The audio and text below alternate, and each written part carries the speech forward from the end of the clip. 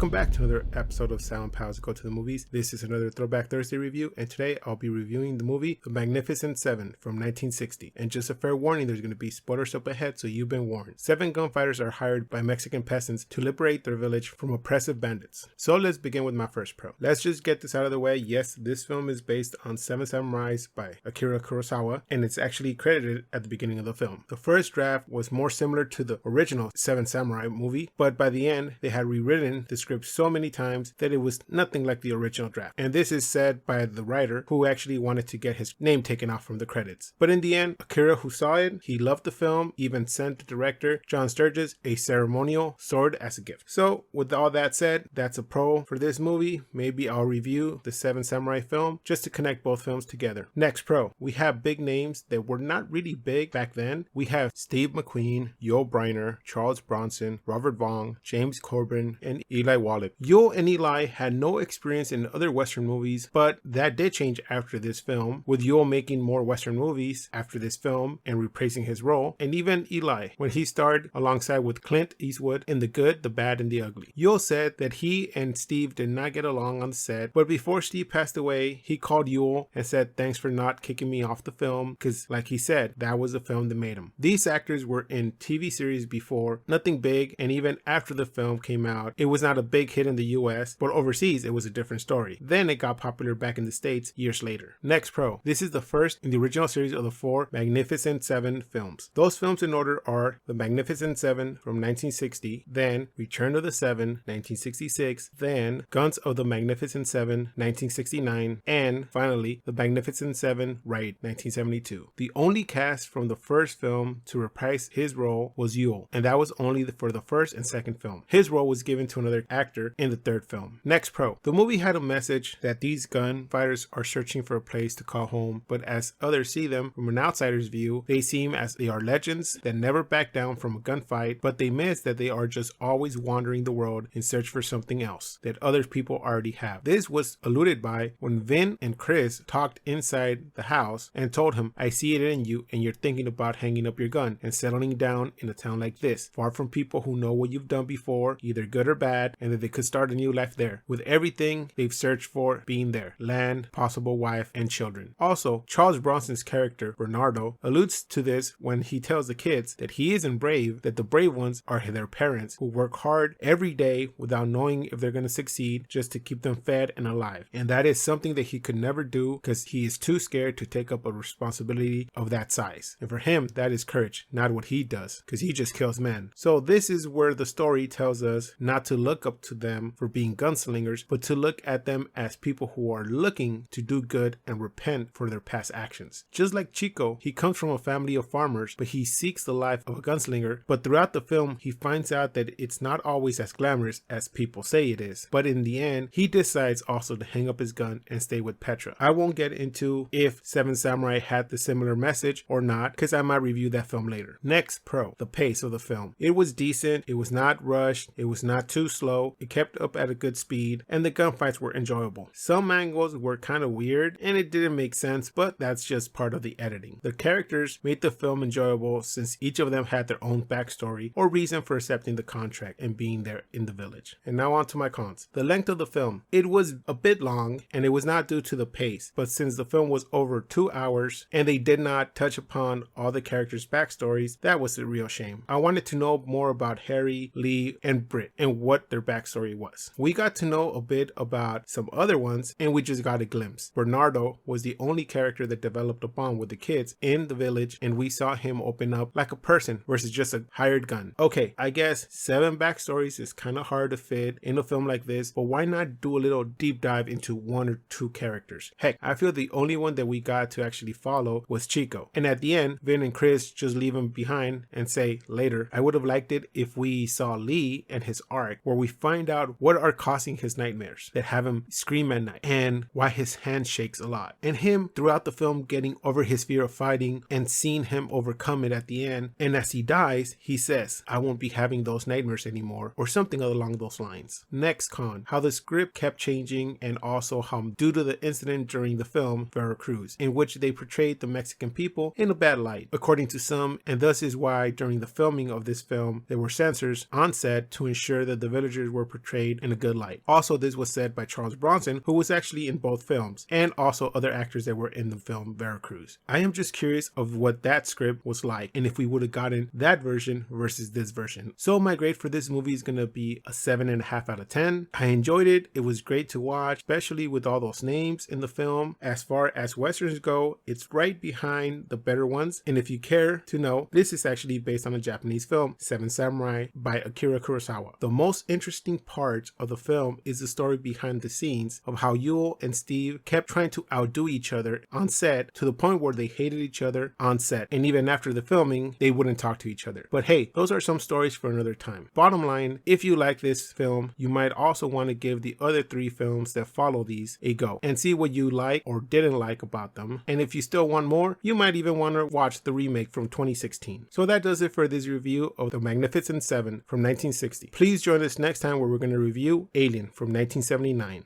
Hey, how the hell's he breathing? He's still alive or what? And why don't you guys freeze him? How come they don't freeze him?